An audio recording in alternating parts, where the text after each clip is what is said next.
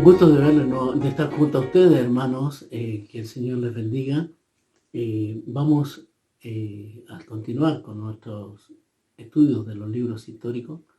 Ya en las 6 clases anteriores hemos visto 3 libros que han sido muy apasionantes, muy hermosos de estudiar, con muchas lecciones prácticas para nuestras vidas, como fueron el libro de Josué, un libro totalmente de victoria, como fue el libro de Jueces, un libro donde hay todo lo contrario al libro de Josué, fue un libro de más de derrota. Ahí vimos cómo el pueblo una y otra vez caía en el lazo del enemigo, pero Dios siempre levantaba jueces para poder salvarlos de aquellas situaciones. Y luego en la clase anterior, nuestro hermano Luis, nuestro profesor Luis, nos llevó en una hermosa historia del libro de Ruth. Ahora nos corresponde ver los libros de Samuel, primero y segundo de Samuel, luego vendrán primero y segundo de Reyes, después vendrá el libro de las Crónicas. Así que lo que vamos a ver en esta ocasión, trataremos de llegar hasta el capítulo 7, acompañar que el tiempo nos acompañe, así que vamos a ir rápidamente. Según la parte introductoria, lo que dice el comentarista, que el libro de Samuel formaba, en la Biblia hebrea, formaba una sola obra, o sea, se componía solamente de un escrito y no dos, y la división al parecer se remonta a la versión de los 60, se conoce como la Septuaginta, la cual después ahí se hace todo esa división. El nombre y el autor de este libro, el nombre, como ya sabemos, se llama Samuel. Se le otorga el nombre de Samuel no solamente porque él fuera el autor y quien escribe el libro, sino que tiene otros componentes por los cuales lleva su nombre, ya que es el personaje principal, digamos, porque es el principal personaje del libro. A pesar de que Samuel muere, más o menos vamos a ir viendo en el capítulo 10 al capítulo 12, y ya en aquellos capítulos no muy avanzado el libro, ya Samuel después fallece y muere. Entonces después quedan los otros escritos. Pero básicamente él lleva su nombre porque él fue que primeramente inauguró la monarquía. Él ungió a los 2 primeros reyes de Israel que marcaron la historia, marcaron el quiebre entre lo que fue el periodo de los jueces. Recuerden que venimos hablando todavía en el libro de Jueces, de Ruth, todavía veníamos hablando de un periodo que estaba inserto en el libro de los Jueces. Entonces Samuel inaugura la monarquía ungiendo a los 2 primeros reyes, que fueron Saúl y también David. Después, lo que se refiere al libro, por qué Samuel es un personaje tan importante y lleva su nombre, por la influencia que Samuel tiene en todo el libro. Samuel tiene una influencia tremenda en la formación el ungimiento de Saúl como rey, aconsejándolo, y también como ungiendo a David desde muy adolescente, digamos. David tenía una edad de adolescente cuando Samuel lo unge como rey, y de ahí en adelante él tiene una influencia muy grande de ellos. Como se relata obviamente la muerte de Samuel, al igual que en los otros libros, como ya hemos visto al final del Pentateuco, al final del libro de Josué, vemos que los libros no se escribieron enteros por ello porque se relata la muerte. Bueno, acá es exactamente lo mismo. Supuestamente o seguramente alguien culminó su obra, alguien que conocía de mano directa la obra y lo que Dios había escrito o lo que Dios le había dado a Samuel. ¿Qué relación? ¿Cómo se relaciona el libro de Samuel con el libro de los Jueces? Bueno, vamos a ir entonces un poquitito al marco histórico, ¿ya? Los libros de primero y segundo de Samuel describen un viraje en la historia de Israel, ¿ya? Esa es la notoriedad que hay, la diferencia o cómo se relaciona con el libro de los jueces. Fue el tiempo cuando se describe que el pueblo se sintió insatisfecho. En el libro de los jueces, recordemos que ellos se empezaron a sentir insatisfechos, se veía la poca cohesión que tenían las tribus, así que así había poca cohesión tribal, o sea, no había una unión entre las tribus, así que tenían diferencias y sintieron la falta de un reino, alguien que los gobernara bajo un gobierno común, como era en el tiempo de Josué. Si bien en el tiempo de Josué no había un rey, pero sí había un líder que comandaba todo el pueblo, igual que en el tiempo de Moisés. Entonces empezaron ellos a notar la falta de un rey. De hecho, vimos que uno de los propósitos del libro que fuimos relacionando es que también el libro de los jueces se había escrito, una de las cosas por las cuales se había escrito, para notar que realmente necesitaban ellos un rey. Por cientos de años había existido con una sociedad tribal en la que cada vez se hacía más separatista la vida en cada territorio. Y esto conlleva, ¿ya?, a que cada tribu se ocupaba de sus propios asuntos. Entonces necesitaban una mano, necesitaban a alguien que los gobernara, que los guiara, ¿no? ¿Por qué? Porque si un enemigo importante a ellos los acechaba, los atacaba, como vimos, volvemos nuevamente a ver el libro, a nombrar el libro de los jueces, que cada vez que el pueblo pecaba, había un pueblo que los acechaba y venían, les quitaban sus cosechas, muchas veces se llevaron a sus mujeres, sus niños, y entonces ellos necesitaban y dependían entonces de la liberación que Dios les podía dar cuando Él les levantaba un juez. Entonces venían otros pueblos con ejércitos bien armados y los subyugaban a ellos como pueblo, como nación.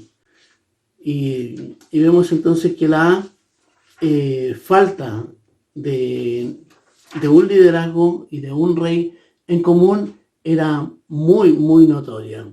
El sistema de defensa, en cambio, ¿qué es lo que demostró? Que era muy, muy inadecuado para lo que ellos realmente necesitaban. Porque no tenían un ejército en común, no eran una nación unida, no eran un pueblo que cuando una tribu era atacada, las otras tribus iban y les ayudaban, los socorrían de los demás enemigos. Entonces, todo eso se fue sumando para que se diera este tiempo de la monarquía. ¿Qué es lo que acontece después? Lo que acontece es que pueblos guerreros se acercaban a ellos y sobre todo ahora en el libro de Samuel que vamos a ver que un gran enemigo se levanta contra ellos, que es los filisteos. Los filisteos eran un ejército bien armado, con carros de hierro, con caballos, con, digamos, podríamos decir en estos tiempos, con armamentos avanzados, sofisticados, para los que tenían los propios israelitas. Entonces, la amenaza de las fuerzas superiores llevó al pueblo, a lo que vamos a ver más adelante, a pedir un rey. ¿Cuál fue el propósito para que se escribiera el libro, según nuestro hermano Pablo, que lo describe ahí? El propósito del libro, el autor, fue relatar el establecimiento de la monarquía, ¿ya? Que ahora iban a tener un rey que los pudiera gobernar y obviamente narrar la historia de la vida que ellos tuvieron que ver como el reino. Vuelvo a repetir, Saúl primeramente y luego David se detalla gráficamente la historia de estos dos varones, por lo menos en el primer escrito del libro de Samuel. Nada, así que impuso que esto pudiera ser de esta manera. Eso es lo que vamos a ir viendo en cuanto al propósito. Entonces, relata que por lo menos hay tres cosas importantes a notar en el propósito de Dios. ¿Ya? El versículo clave de este libro se encuentra en 1 Samuel 2:30, que dice que yo honraré a los que me honran y a los que me desprecian serán tenidos en poco. Y justamente eso se cumple tanto en Saúl como en David. Este versículo bíblico que se toma como el versículo clave para entender al libro. ¿Ya? Yo honraré a los que me honran. David fue un hombre que, a pesar de sus fallas como rey y como hombre, tuvo sus errores, pero siempre él honró a Dios, con su vida, con su actual, con todo lo que él tenía. Él siempre honró a Dios. En cambio, Saúl, se cumple la otra parte del versículo que acabamos de leer, el versículo 30, dice, y los que me desprecian serán tenidos en poco. ¿Qué hace Saúl? Saúl, una vez que él está, ya es rey, se siente rey, él empieza a menospreciar a Dios, por así decirlo, cumpliendo funciones que no le corresponden. Lo vuelvo a repetir, esto es una parte introductoria, ya más adelante, si yo no alcanzo a verlo, lo verá el profesor Moisés o el profesor Luis cuando les toque las clases, y veremos en la vida de ellos cómo se va cumpliendo este versículo que es clave. ¿Cuál es el tema? Como todos los libros de la Biblia, para entenderlos mejor, tienen un tema central, y el tema del libro de 1 de Samuel es la institución de la monarquía en Israel. ¿Ya? Ese es el tema central. Cuando uno tiene un tema central, esto es como un sermón. El sermón, cuando tiene un tema central, ya lo vimos en las clases de homilética, cuando uno tiene en su sermón hay un tema central, es más fácil guiar al oyente y para poder que ellos vayan entendiendo el sermón. Lo mismo es en un libro. Cuando usted lee un libro, trate de buscar, y acá no se nos da el tema, entonces vamos a ver que todo lo que vamos a analizar está visto en la institución de la monarquía, en la institución de los reyes que van a ir tomando notoriedad, algunos por sus buenas obras, otros por sus fracasos delante del pueblo, y menoscabando a Dios y yéndose hacia la idolatría. Entonces, para eso se nos va a hacer más fácil. ¿Cuál es la contribución teológica que nuestro hermano Pablo menciona en cuanto que hace el libro?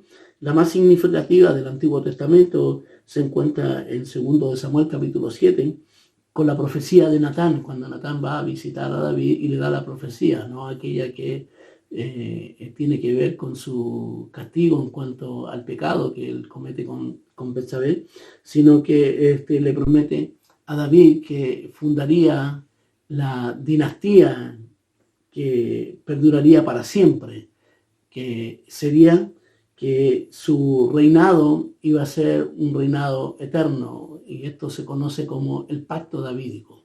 ¿Ya? Hay varios pactos en la Biblia.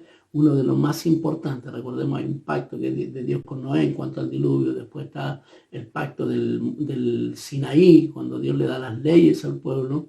Y acá tenemos, también está el pacto triple que Dios hace con Abraham cuando le promete que una nación, le promete que es una generación perpetua. Entonces, todos aquellos pactos son importantes en la Biblia, pero aquí hay un pacto muy importante que Natán en su profecía le da a David, que es el pacto davídico, que su reino será eterno, será un reino mesiánico. Y recordemos que eso se cumple en el nacimiento de nuestro Señor Jesucristo. Recuerde que para que esto se cumpla, María, la Virgen María, esta doncella, esta joven, la toma por esposa José, y José era descendiente del linaje de David. Entonces ahí vemos cómo se va cumpliendo la profecía en la contribución. Bueno, recordando entonces que la historia del reino hebreo comienza con Samuel. Ya dijimos que Samuel es el eslabón que une esta cadena entre los jueces y el periodo monárquico que viene ahora. Samuel fue un gran personaje, fue uno de los grandes profetas del Antiguo Testamento, a pesar de que no sale como en los libros proféticos como tal, ¿ya? Pero Samuel cumple 3 funciones súper importantes en el reino, que Samuel fue profeta, sacerdote y también fue el último de los jueces, ¿ya? También Samuel fue el único juez, ¿ya?, que tuvo éxito en intentar unir toda la nación hebrea. Nadie más hasta ese entonces lo había podido lograr, ¿ya? Entonces fue a Dios quien empleó esto para poder provocar aquello. El nacimiento de Samuel relata el capítulo 1 ya en los primeros capítulos, y aquí ya vamos a entrar directamente ya a lo que nos relata la palabra del Señor. Y vamos a encontrar una mujer llamada Ana, que tenía su esposo era Elcana, un varón consagrado a Dios, no era cualquier persona, no era cualquier judío. Nos relata nuestro hermano Pablo, nos arroja un poco más de luz en cuanto a lo que obviamente la Biblia no nos relata, ¿ya? Agradecemos al Señor por estos escritores que Dios inspira para poder, estos comentaristas que Dios inspira para poder arrojar un poco más de luz, y nosotros vamos entendiendo de mejor forma lo que está en las Sagradas Escrituras. Y nuestro hermano Pablo, bueno, él aparece como muchos otros escritores cuando usted lee. Elcana era un hombre piadoso, era un hombre temeroso de Dios, y su esposa Ana era una mujer que era estéril, no podía tener hijos. Recordemos que para la sociedad de aquel entonces, que una mujer no pudiera tener hijos era casi, se veía como una mujer impura. Sabemos que a los ojos de la sociedad actual eso sería aberrante, pero tenemos que ver la palabra del Señor a la luz de la historia, de acuerdo a los periodos que van aconteciendo.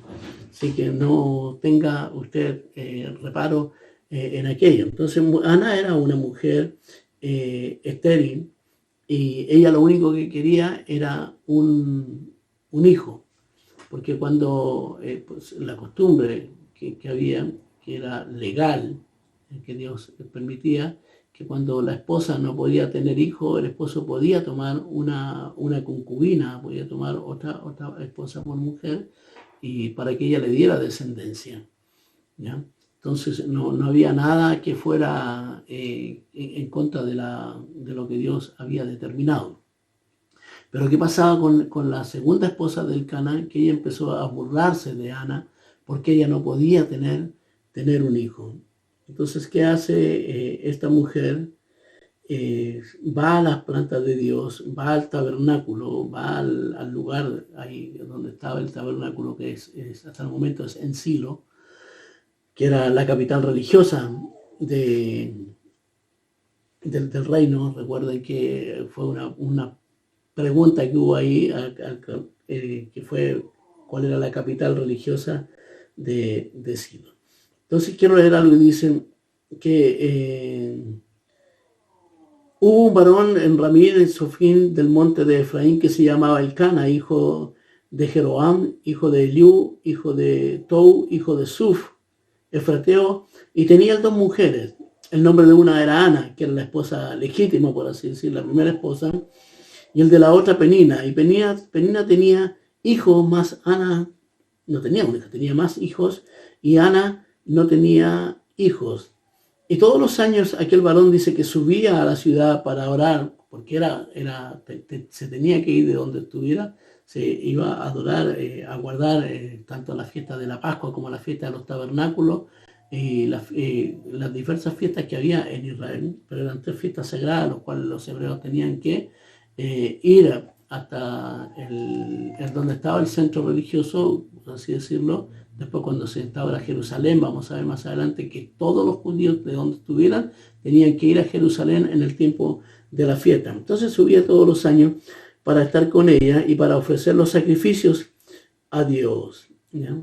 Y ahí en el lugar en Silo, donde estaba el tabernáculo, estaba Elí, que era el sumo sacerdote, el sacerdote de aquel entonces, con sus 2 hijos, Ofni y Fines, ¿ya? Sacerdotes de Dios. Y cuando llegaba el día en que Elcana ofrecía sacrificio, dicen, daba a Penina a su mujer y a todos sus hijos y a todas sus hijas, cada uno su parte. Pero Ana daba una parte escogida porque Ana era la que él amaba más que a la otra, porque era su esposa, porque era su mujer, ¿ya? Entonces, ahí comenzó todo un sufrimiento, por así decirlo, de Ana al saber que ella no podía darle hijo. Y ella va al altar como nosotros hoy en día, cuando estamos afligidos, cuando estamos angustiados. Si bien es cierto, ahora obviamente no podemos, pero llegamos a nuestras iglesias y nos vamos ahí al altar, en lo que nosotros llamamos el púlpito, y derramamos nuestra vida al Señor para poder que el Señor tenga misericordia por algo, que sea por una enfermedad, porque llevamos una petición. Bueno, la petición de Ana su aflicción era que ella no podía tener hijo. Entonces ella le pide un hijo a Dios, y esto realmente a mí me llama mucho la atención, porque ella le pide un hijo, pero cuando le pide el hijo le dice, si tú me das un hijo, yo te lo voy a dedicar a ti. Entonces aquí lo que vemos que está dentro de esta declaración que hace esta mujer, cuando pide el hijo y ella hace voto que va a hacer algo con el hijo, Samuel hace un voto nazareo con Samuel, ¿ya?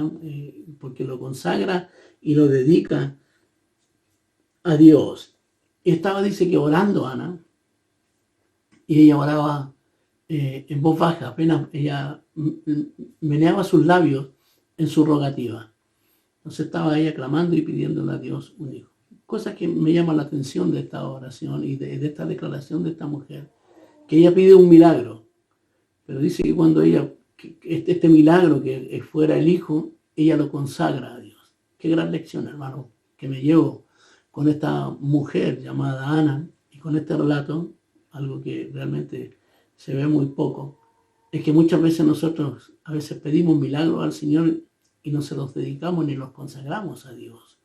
A veces tenemos milagros de hijo, tenemos milagros, qué sé yo, de algo que el Señor, respuestas milagrosas que el Señor hace con nosotros, y a veces somos mezquinos con el Señor. Esta mujer pidió un milagro y ese milagro lo consagró a Dios, se lo entregó al Señor. O sea, pidió un hijo para ella y al final el hijo lo terminó dando para la obra del Señor. Qué tremendo, qué tremenda lección de esta mujer. Entonces, espero que cuando pidamos milagros, los milagros que el Señor nos dé, los pongamos al servicio de la obra del Señor. Ella puso su mayor milagro, lo puso a disposición de la obra del Señor. Bueno, era solamente un alcance, una lección práctica que yo saco para mi vida, y para poder ir aprendiendo que realmente el Señor lo que quiere es que siempre todo lo que Él me da, yo lo pueda compartir, primeramente con Él, rendirlo a Él, y para que también sea para hacer el servicio a la obra del Señor. Y cuando ella estaba, cuando ella estaba orando, dice que el sacerdote Elí ve que no escuchaba palabra alguna, porque a veces la rogativa, la oración muchas veces es silenciosa. Y eso es lo que me encanta de Dios, que Dios escucha tanto el clamor como escucha también en el silencio. Escucha el clamor silencioso, el clamor del corazón, ¿ya? Que a veces nuestros labios apenas se mueven, susurran, pero ese susurro ya lo conoce Dios y Él empieza a orar. Se acerca el sacerdote y él pensaba que esta mujer estaba con trago, por así decirlo, estaba alcohólica, estaba ebria. Entonces él le dice, mujer, digiere tu vino y vete a tu casa. Aquí ya empezamos a notar algunos rasgos del sacerdote que se estaba perdiendo la visión de Elí como sacerdote. Así que tenemos que tener muchas veces cuidado con aquello, lecciones para nosotros, de no juzgar apresuradamente cuando alguien está haciendo algo para el Señor o está pidiendo algo para el Señor, porque solamente Él conoce las intenciones del corazón. Entonces Ana, ella declara a su hijo una mujer que ya dijimos era estéril. En el capítulo 2 está el cántico de Ana. Dice, y Ana oró y dijo a Jehová, mi corazón se regocija ante Jehová, mi poder se exalta en Jehová, mi boca se ensancha sobre mis enemigos, por cuanto me alegré en tu salvación. No hay santo como Jehová, porque no hay ninguno fuera de ti y no hay refugio como el Dios nuestro. No multipliquen las palabras y grandezas y altanería. Cesen las palabras arrogantes de vuestra boca, porque el Dios de todo saber es Jehová, y a Él toca el pesar las acciones. Ella estaba refiriéndose a todo lo que estaba aconteciendo en ese momento, en la oración que había pasado, en su silencio, en cómo se le había juzgado, porque no dentro de sus palabras, no se escuchaban sus palabras, no se escuchaba su ruego, pero dice el salmista que aún no está la palabra en nuestra boca cuando Él ya la conoce.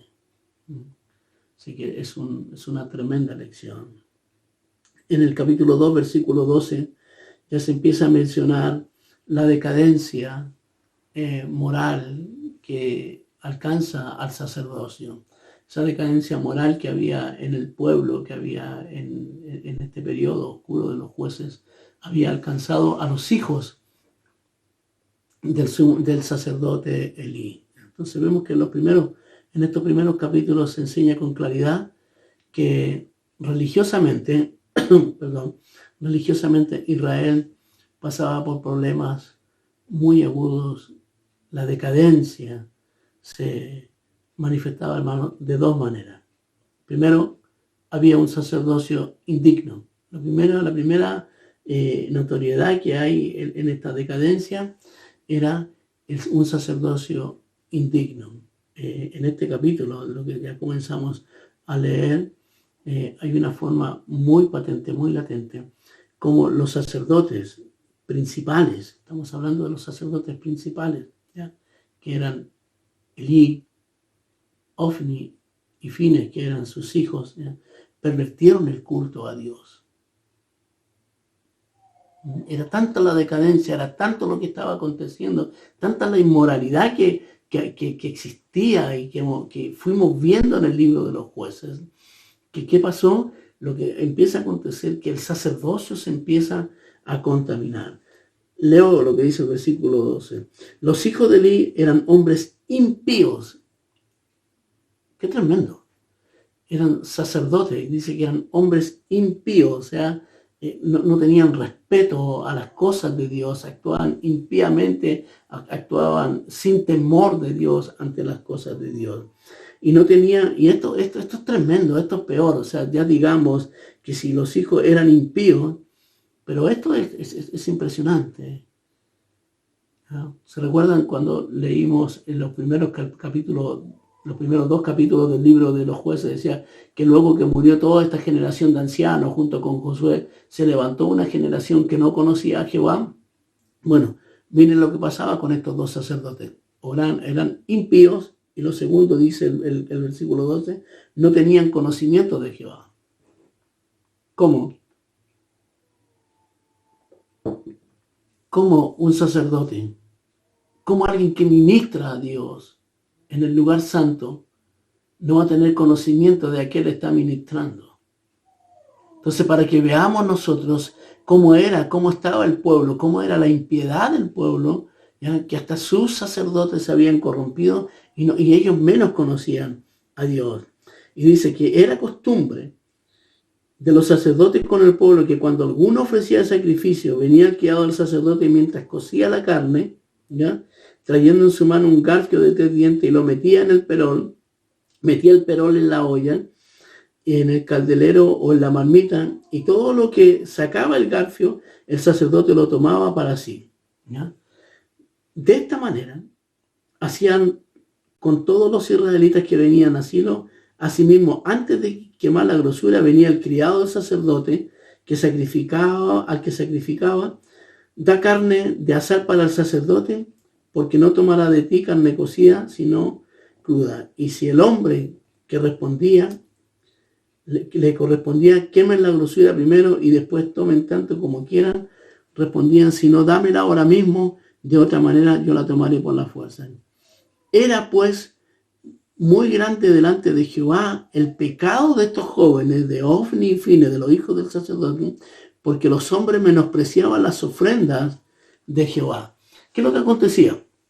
Aquí tenemos que remontarnos un poco al tabernáculo. Cuando se instauró el tabernáculo, recuerden que había el altar del holocausto, estaba el lavacro y después estaba todo aquello. Pero la costumbre era que, recuerden que los sacerdotes, la tribu de Leví, no era una tribu que trabajaba ni tenía tierra. Su trabajo era ministrar en la casa del Señor, en ese momento en el tabernáculo. Entonces ellos comían de lo que era de los sacrificios. De lo que quedaba de los sacrificios, no todo se consumía, había un solo sacrificio que se consumía el animal entero, pero habían otros sacrificios que daba la carne y de ahí se alimentaban. Cuando dice que ellos metían el perol era, digamos, era como un cucharón que se metía, nada más que era como un garfio que tenía 3 ganchos o 4 ganchos, era como un cucharón grande con 3 garfios.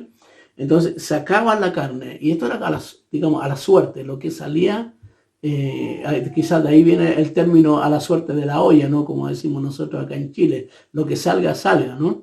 Entonces sacaban ahí, y si veían, no sé, digamos, no, esto trae, qué sé yo, trae mucho hueso, lo metían nuevamente adentro, y ellos sacaban para sí lo mejor, y dejaban lo demás para los otros. Y por eso que dice que el versículo 17, era tan grande el pecado, o sea, tan poco el temor que existía en ellos, ¿ya? Porque lo que tenían que sacar era lo que Dios les daba, pero era tan poco el temor, ¿no?, que los jóvenes estos menospreciaban las ofrendas de Dios. O sea, lo que traía el pueblo para ofrendar, ellos lo menospreciaban. Era tremenda la decadencia que había en Israel. Y así se fue corrompiendo el sacerdocio.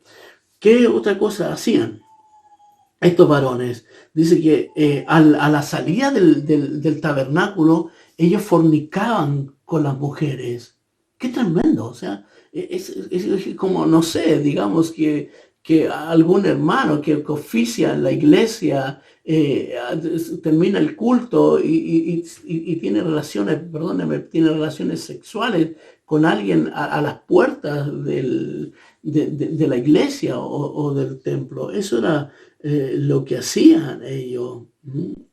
Y el versículo 22 dice, pero Elí era muy viejo y oía todo lo que sus hijos hacían con todo Israel, ¿ya? Y cómo dormían con las mujeres que velaban a la puerta del tabernáculo de reunión. Y les dijo, mira el castigo, la reprensión que le hace Elí a sus hijos.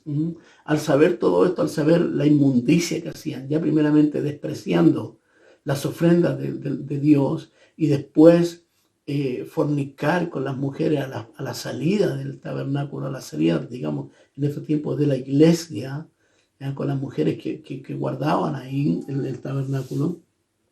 Miren, al saber esto, porque el pueblo va y le informa a Elí lo que está aconteciendo, y Elí le da una represión sumamente dura, sumamente dura.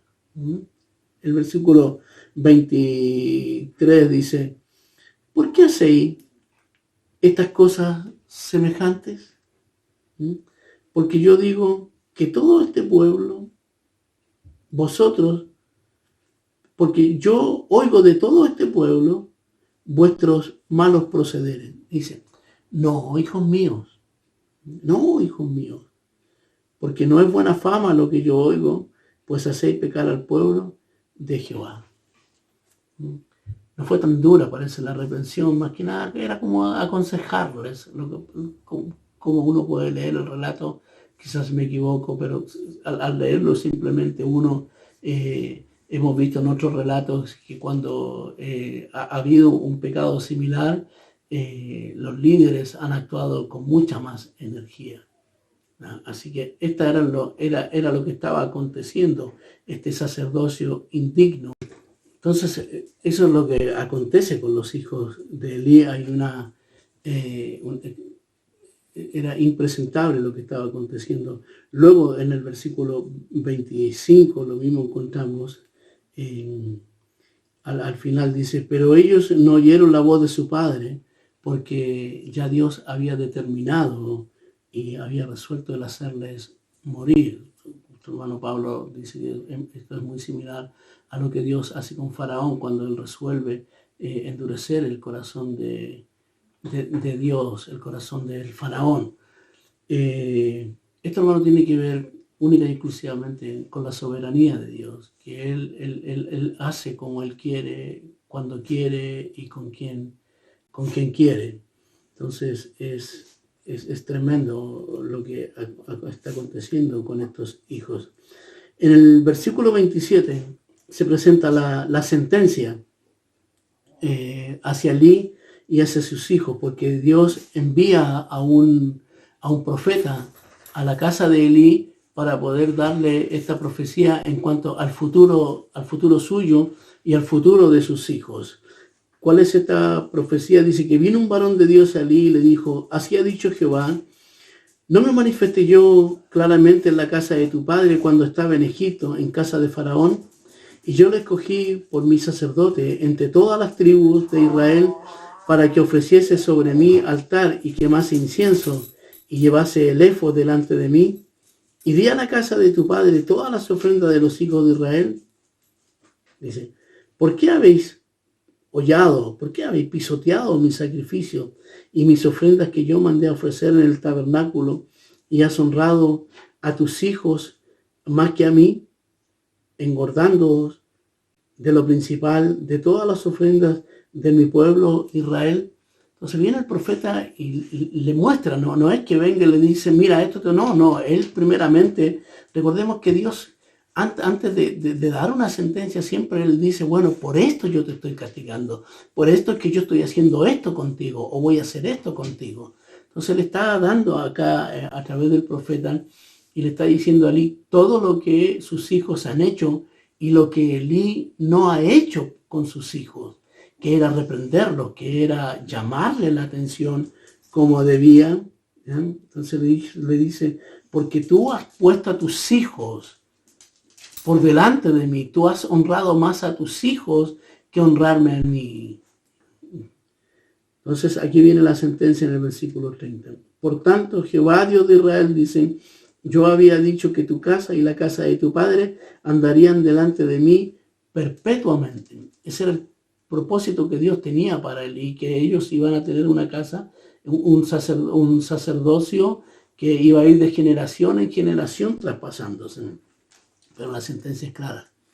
El sacerdocio se terminará por parte de Elí en algún momento. ¿Ya?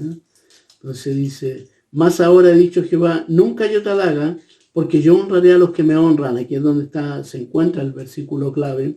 Yo honraré a los que me honran y a los que me desprecian serán tenidos en poco. Hay quien viene el día en que yo cortaré el brazo de la casa de tu padre, de modo que no haya anciano en tu casa.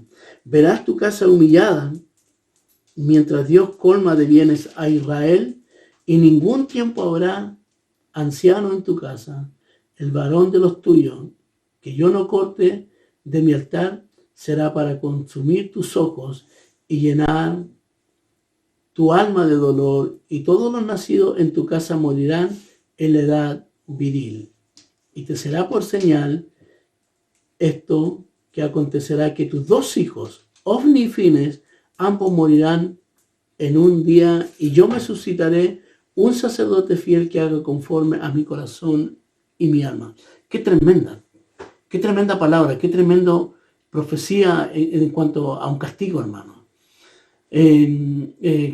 ¿Cuándo se cumple esto? Aquí hay varias cosas que se cumplen, según lo que nos relata también y nos ayuda nuestro hermano Pablo, y si lo vemos en la Biblia, que el sacerdocio de Elí se termina con el último de los Abiatar en el periodo del rey Salomón, y la segunda profecía que es más cercana que se cumple es la muerte de sus hijos en un solo día. Un castigo severo para los que ministran o los que ministraban en el altar. Tenemos que sacar ejemplos de ellos, tenemos que sacar ejemplos de estos jóvenes, de cómo ellos tomaron livianamente las cosas del Señor. Entonces dice que no habrá más sacerdocio, pero él se va a levantar un sacerdote fiel. Dice, y yo me suscitaré, o sea, traeré, yo pondré a un sacerdote fiel que haga conforme a mi corazón y mi alma, y yo le edificaré casa firme y andarán delante de mí ungido todos los días. Está hablando justamente del profeta Samuel, que ya Dios ya lo tenía escogido para esta labor. Entonces, en el capítulo 3 encontramos el llamado de Samuel. Recordemos que Samuel, hijo de Ana, un milagro que Dios, su madre, lo promete al sacerdocio, y Ana lo lleva a Samuel. Dice que en cuanto se destetara el niño, o sea, cuando dejara de tomar el pecho, el niño lo iba a llevar al templo. Más o menos, según algunos comentaristas, más o menos piensan que Samuel tiene que haberlo llevado su madre entre la edad de 7 a 8 años, que era más o menos cuando los niños en aquel entonces ellos todavía dependían de la alimentación materna y de los cuidados más de alimenticios primarios de una madre. Entonces Samuel más o menos a esa edad fue llevado ya con el sacerdote Elí. Y el capítulo 3 nos empieza a mencionar y nos dice que el joven Samuel ministraba en la casa de Jehová en presencia de Elí. A esta altura más o menos Samuel tenía, según lo que también podemos leer, que tenía más o menos entre 12 años, comenzaba el periodo de la adolescencia, el periodo ese entre la niñez y la adolescencia. Entonces ministraba en la presencia de Elí, y la palabra de Jehová escaseaba en aquellos días. Esto lo subrayé en mi Biblia, ¿ya? Porque esto es impresionante. Impresionante e inconcebible que había sacerdocio, había no un sacerdote, habían varios sacerdotes, pero escaseaba la palabra en Israel. O sea, para que veamos hasta dónde había llegado la degradación sacerdotal, la degradación ministerial de aquel entonces. Escaseaba la palabra de Dios y no había visión con frecuencia. Sí, porque quien tenía que tener la visión, que era Elí, había perdido la visión, porque él empezó a amar y a preocuparse más de sus hijos que del Señor, de lo que tenía que ver con el Señor. Entonces dice que aconteció que estando Elí acostado en su aposento, cuando sus ojos comenzaban a oscurecerse de modo que no podía ver, ¿ya? Debido a sus años, era de mucha costumbre en aquellos lugares. Recordemos que estamos hablando, es muy probable que lo que algunos argumentan que ya se empezaron a formar algunas, lo que se llaman cataratas, que son una tela que se va colocando en los ojos, y en los ancianos vemos que muchas veces sus ojos se empiezan a poner vidriosos y como que les cuesta ver. Bueno, eso estaba aconteciendo con Elí debido a sus años, ¿no? Y dice que Samuel estaba durmiendo en el templo de Jehová, donde estaba el arca de Dios, y antes que la lámpara de Dios fuese apagada, o sea, antes que muriese el sacerdote Elí, ¿ya? Cuando se refiere que la lámpara se apagara, se refiere a la muerte del sacerdote Elí. Jehová Dios llamó a Samuel, y él le respondió: heme aquí. Y corriendo luego a Elí, dijo: heme aquí. Cuando Dios llama a Samuel, Samuel estaba durmiendo y Samuel, al oír la voz, Samuel pensaba que era el sacerdote Elí el que lo estaba llamando. Fue y corrió donde Elí y le dice, ¿qué es lo que quieres? Y Elí le dice, yo no te he llamado, vete a acostar, acuéstate tranquilo porque yo no te he llamado.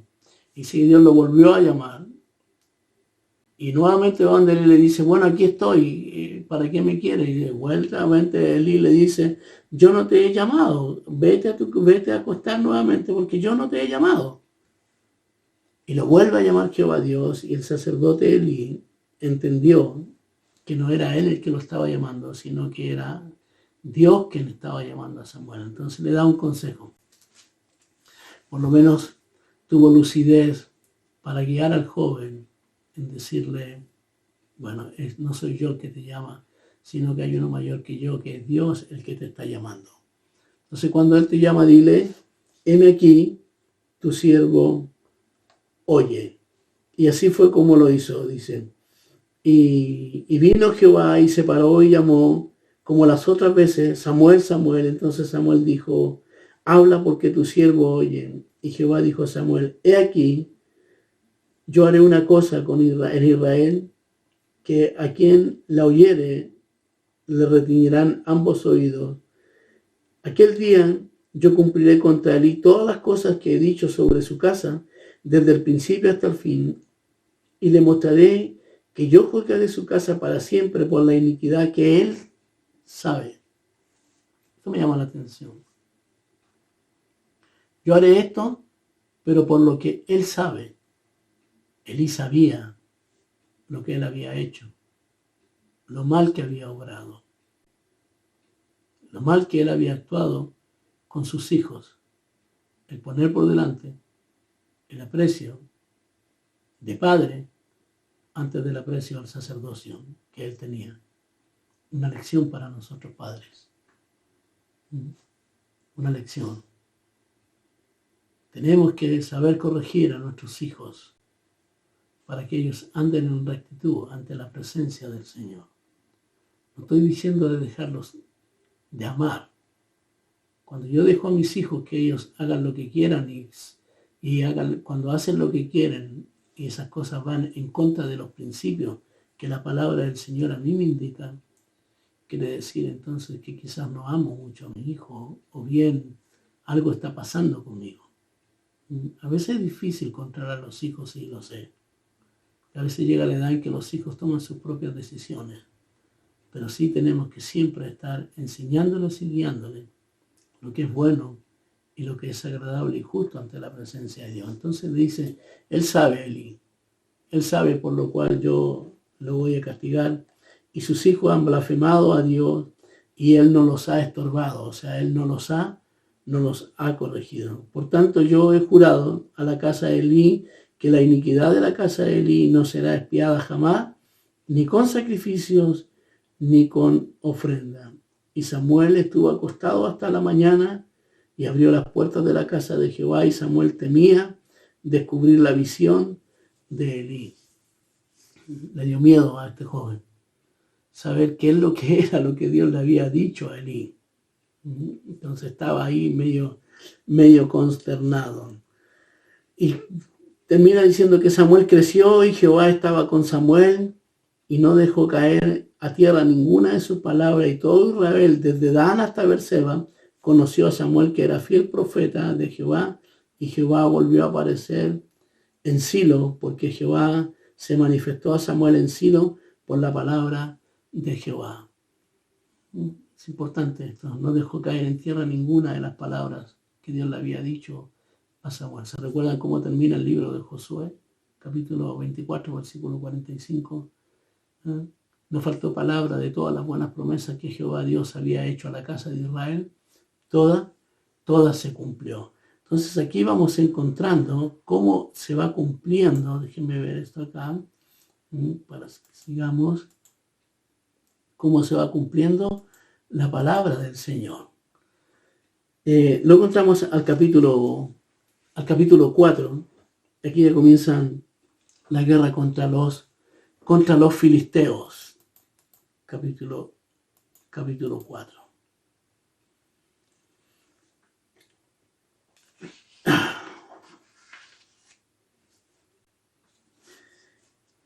Lo primero que encontramos dentro de todo el relato cuando Samuel habla a todo Israel, dice, porque aquel tiempo salió Israel para encontrar en batalla a los filisteos y acampó junto a Ebenezer, y los filisteos acamparon en Afec. Y los filisteos se presentaron en batalla, la batalla a Israel, y trabándose en el combate, Israel fue vencido delante de los filisteos, los cuales le hirieron en el campo como a 4.000 hombres. Recordemos que los filisteos, para este entonces, Israel todavía no era una coalición bien armada. Recordemos que todavía estamos en el periodo en que no hay un rey en Israel. Hasta este capítulo todavía no hay un rey. Incluso, de hecho, hasta el capítulo 9 recién vamos a ver, va a pasar harta historia y varios días en que todavía este pueblo está sin rey. Entonces no era una coalición bien armada y aparecen los filisteos, que fueron los opositores acérrimos del pueblo de Israel, una nación que siempre estuvo en guerra con Israel, la nación de Filistea. Entonces ellos atacaron a Israel y Israel perdió la batalla, y dice que perdió cerca de 4.000 hombres. ¿Qué es lo que acontece con esto? ¿Ya? Que nuestro hermano Pablo, dice, ¿por qué permitió Dios que los filisteos los derrotaran? Aquí acontece algo muy, muy importante de ver, que los filisteos capturan algo importante, algo muy importante. Dice,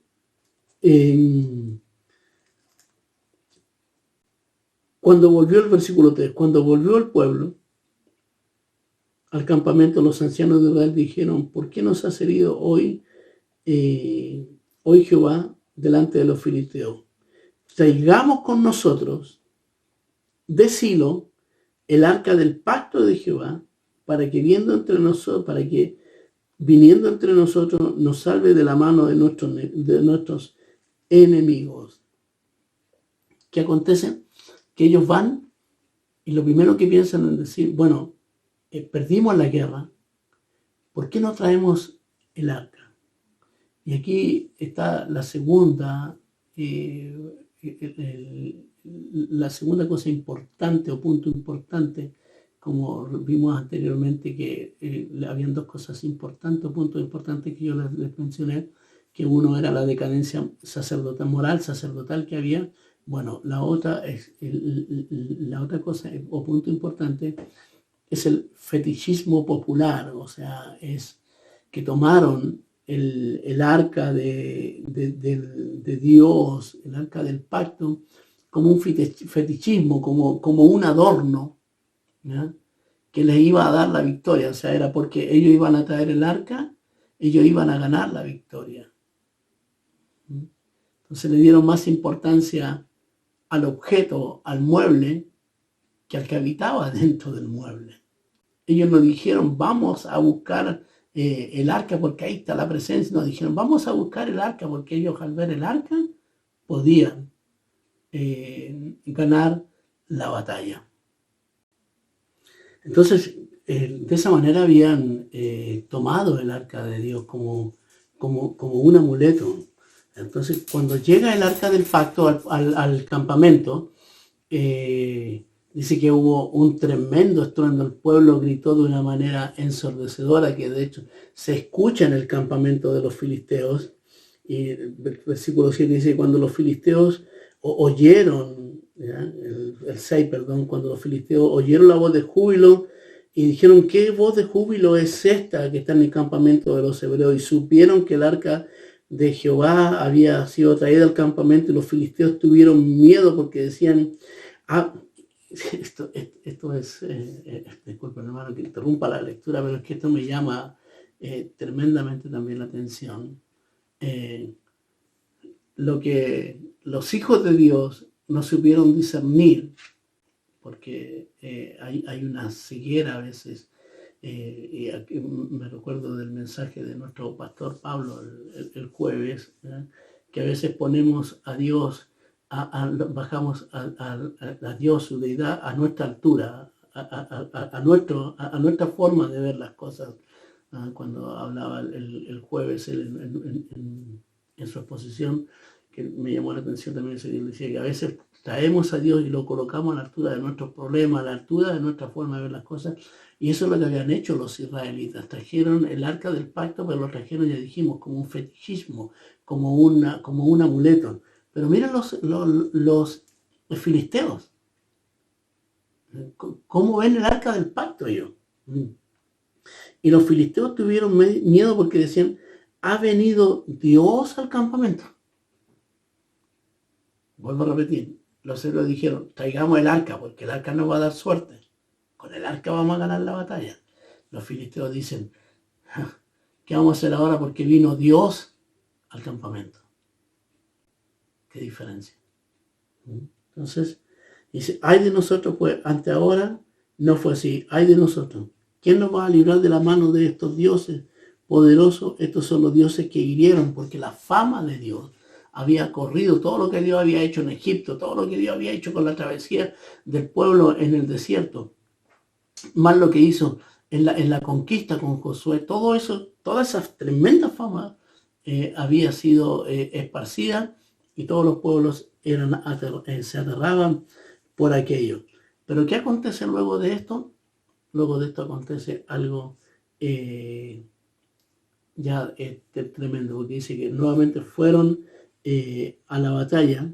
Dice, pelearon pues los filisteos e Israel nuevamente fue vencido y huyeron cada uno a sus tiendas y fue hecha muy grande mortandad, pues cayeron de Israel. Acuérdense que anteriormente habían caído 4.000, ahora cayeron 30.000 hombres de a pie. Y el arca de Dios fue tomada y muertos los dos hijos de Elí, Ofni y Fine. Y corriendo los hombres de la batalla que de Benjamín, llegó a uno mismo al lugar de Silo, roto sus vestidos y tierra sobre su cabeza. Y cuando llegó, he aquí que Elí estaba sentado en una silla vigilando junto al camino, porque su corazón estaba temblando por causa del arca de Dios. Llegando pues aquel hombre de la ciudad y dadas las buenas nuevas, toda la ciudad gritó. Y cuando Elí oyó esto, el estruendo de la gritería, dijo, ¿qué estruendo y alboroto es este? Y el hombre vino deprisa y le dio las buenas nuevas a Elí. Elí ya era de edad de 98 años y sus ojos se habían oscurecido de modo que no podía ver. Dijo pues aquel hombre Elí, yo vengo de la batalla, he escapado hoy del combate. Y Elí dijo, ¿qué ha acontecido, hijo mío? El mensajero respondió diciendo, Israel huyó delante de los filisteos, también fue hecha gran mortandad en el pueblo, y también tus dos hijos, Ofni y Fine, fueron muertos y el arca del pacto fue tomada. Y aconteció que cuando se mencionó que el arca del pacto de Dios, se hizo mención del arca del pacto de Dios, Elí cayó hacia atrás en silla al lado de la puerta y se desnucó y murió, porque era hombre viejo y pesado, y había juzgado a Israel 40 años. Se cumple la profecía que le había dado el varón de Dios, que en un solo día iban a morir sus dos hijos. Pero Elí, al saber que el arca había sido tomada, él sintió el pesar y el dolor. Dice que se fue de espalda y se desnucó y murió. Y fue un hombre que juzgó 40 años a Israel. O sea, no era un hombre cualquiera, pero era un hombre que perdió su visión. Y Dios tomó en cuenta aquello. Algunas cosas que nos enseña nuestro hermano Pablo, que dice, ¿por qué permitió Dios que los filisteos capturaran el arca? Atento con esto, capaz que salga en una de sus preguntas en el temario de la lección de la tarea número 7, ¿no? Quizás. ¿Por qué Dios permitió que los filisteos capturaran el arca? Según la apreciación del comentarista, dice, para traer castigo sobre la casa de Elí. Segundo, para disciplinar a todo Israel. De la noche a la mañana la nación se encontró sin sacerdote, porque murió el sacerdote, y sin ninguna señal de la presencia de Dios, y sin ningún lugar autorizado para el sacrificio. Porque perdieron, porque ¿dónde estaba la señal de Dios? En el arca, Recuerden que el arca del pacto contenía la presencia de Dios, ¿ya?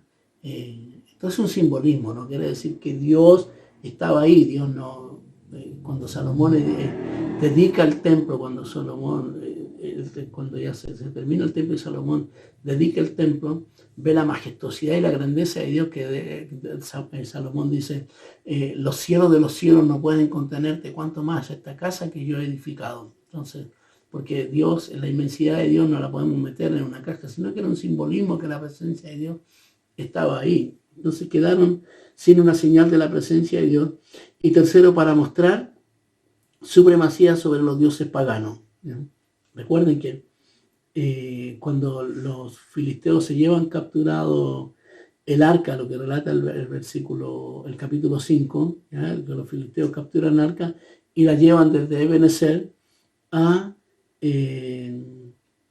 Asdod, y tomaron los filisteos el arca de Dios y la metieron en la casa del dios Dagón. Entonces aquí acontece algo que es para que demuestre supremacía sobre los dioses paganos, porque la captura del arca resultó humillante para los hebreos, pero también trajo gloria a Jehová entre los filisteos, que presenciaron el poder sobre ellos y sobre sus dioses. Lo que relata el capítulo 5, porque los filisteos pensaron que Dagón, el dios cananeo del trigo, les había dado la victoria. Entonces colocaron el arca de Jehová en el templo como un trofeo de guerra.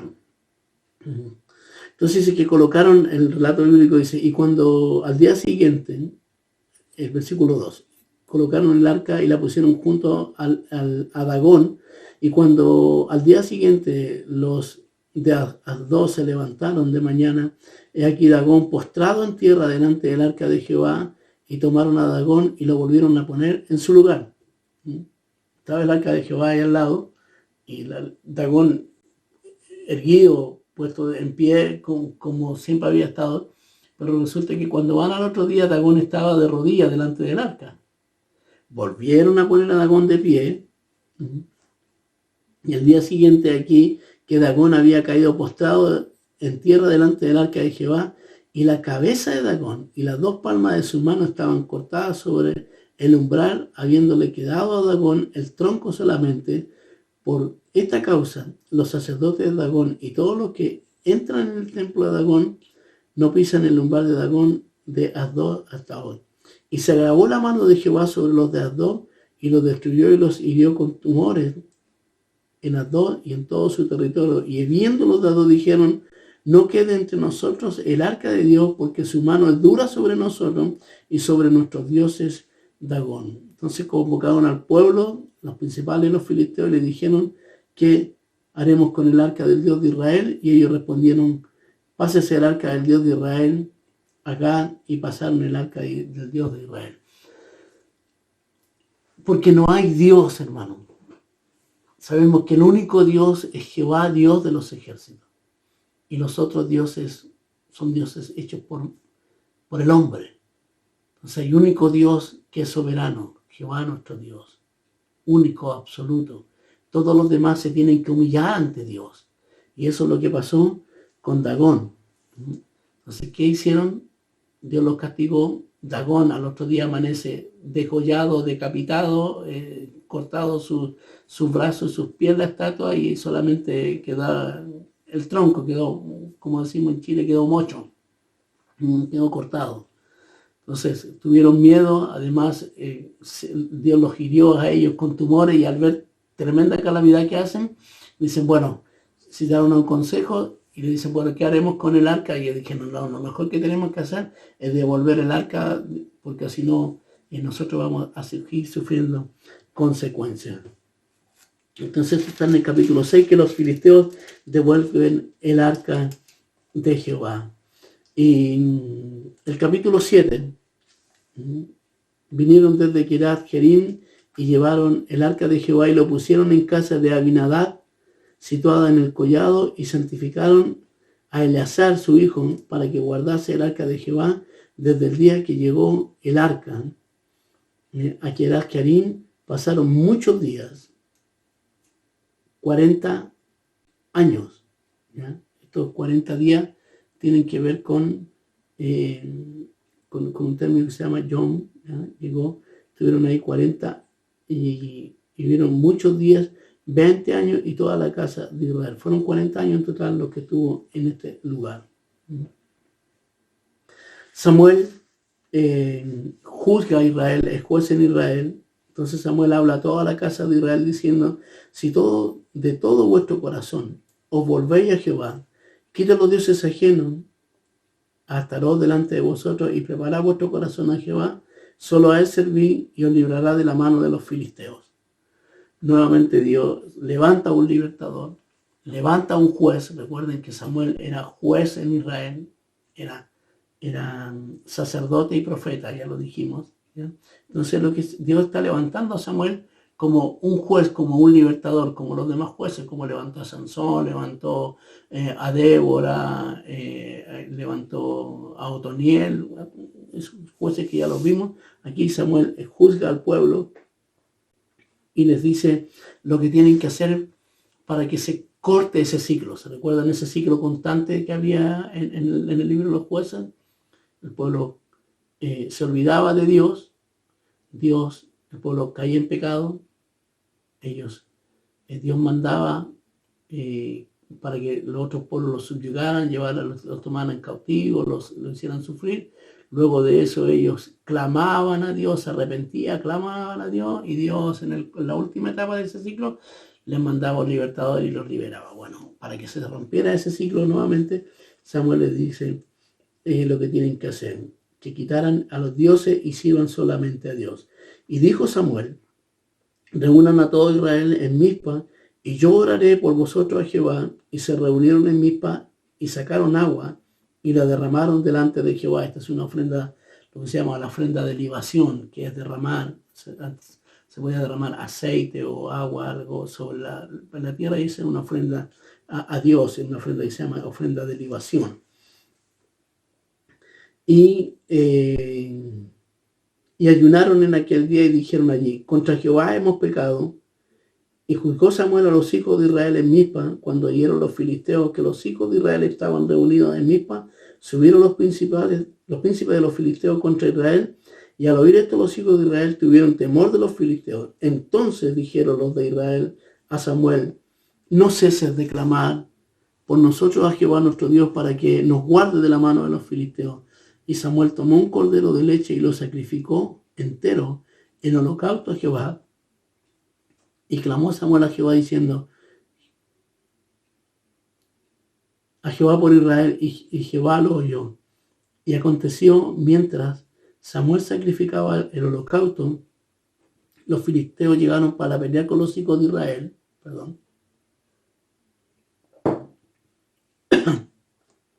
Mas Jehová tronó en aquel día con granizo, estruendo sobre los filisteos, y los atemorizó, y fueron vencidos delante de Israel. Y saliendo los hijos de Israel desde Mizpa, siguieron a los filisteos, hiriéndolos hasta abajo en Betcal. Tomó Samuel pues una piedra y la puso entre Mizpa y Sen, y le puso por nombre Ebenezer, lo cual quiere decir: hasta aquí nos ayudó Jehová. Y así fueron sometidos los filisteos y no volvieron más a entrar en el territorio de Israel. Y la mano de Jehová estuvo contra los filisteos todos los días de Samuel, y fueron restituidas a los ojos de Israel las ciudades de los filisteos que habían tomado a los israelitas desde Ecrón hasta Gad. E Israel libró su territorio de la mano de los filisteos, y hubo paz en Israel entre Israel y el amorreo. Entonces encontramos aquí en el capítulo, ya finalizando esta sección del capítulo 5 al 7, que cuando llevaron el arca, los filisteos devuelven el arca porque su Dios había sido derribado, y ellos habían sido consumidos por algunas úlceras. Samuel en el capítulo 6 nos relata que juzga al pueblo y los lleva al arrepentimiento. El pueblo se arrepiente, claman a Dios y le piden a Samuel que ore, porque ve que los filisteos nuevamente vienen para poder nuevamente subyugarlos a ellos. Y Samuel ora a Dios, intercede a Dios por ellos. Y lo que hace Dios, nuevamente, Él gana la batalla. Porque es Dios el que gana siempre las batallas por nosotros. Nosotros solamente clamamos a Dios y Él nos hace más que vencedores cuando realmente buscamos al Señor. Entonces, Dios de una manera sobrenatural nuevamente liberta al pueblo, lo libera de la opresión de los filisteos y ahí los filisteos, el pueblo de Israel los persigue, los sale persiguiendo y los abate hasta que los saca de su territorio. Y Samuel hace algo muy importante, dice que él toma una piedra y la coloca como testigo de que algo pasó en ese lugar. Marca ese lugar, ¿ya?, con un testimonio que algo pasa en el lugar. Y Samuel dice, porque hasta aquí, toma esa piedra y dice, porque hasta aquí nos ayudó Jehová. ¿Qué quiere decir esta expresión Ebenezer? ¿No? Ebenezer no quiere decir hasta aquí nos ayudó Jehová, como se canta ese coro. No. Ebenezer quiere decir piedra de ayuda, porque eso es lo que colocó Samuel ahí, una piedra. Esta fue la piedra de ayuda. Y por eso dice Ebenezer, hasta aquí nos ayudó Jehová. Este es el testimonio. Cuando ustedes vean esta piedra aquí, es porque hasta aquí nos ayudó el Señor. Hasta aquí Dios ha sido nuestro ayudador. Entonces, ¿qué quiere decir Ebenezer? Piedra de ayuda. La otra palabra, vuelvo a repetir, cuando dice hasta aquí nos ayudó Jehová, es por lo que había acontecido. Entonces, juzgó Samuel a todo Israel en el tiempo en que vivió y fue el pueblo, casi tuvo una unificación total, y juzgó a Israel a todo el pueblo de Israel todo el tiempo que vivió, y todos los años iba y daba vuelta a Betel, a Gilgal, a Mizpa, y juzgaba a Israel en todos estos lugares. Después volvía a Ramá, porque allí estaba su casa, y allí juzgaba a Israel, y allí edificó un altar a Jehová. Este es el relato del capítulo, de los primeros capítulos de Samuel. Ya más adelante, desde el capítulo 8 en adelante, ya con nuestro profesor Moisés, que tomará la próxima clase, estaremos viendo que Israel ya empieza a pedir un rey, y aquí ya comienza a establecerse la monarquía en Israel.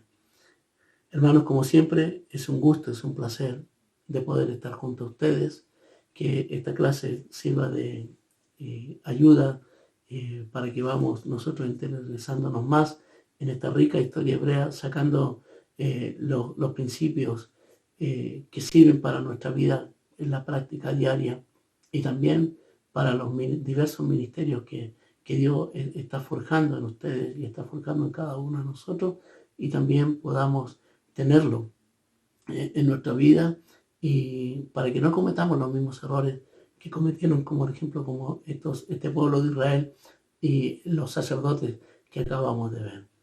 Les dejamos cordialmente invitados a todos ustedes para que sigan y se mantengan firmes en el curso, leyendo, haciendo sus deberes. Sabemos que muchas veces el tiempo nos cuesta, pero háganlos con tranquilidad, tómense el tiempo para que los puedan realizar, y les deseo que el Señor les bendiga grandemente a cada uno de ustedes.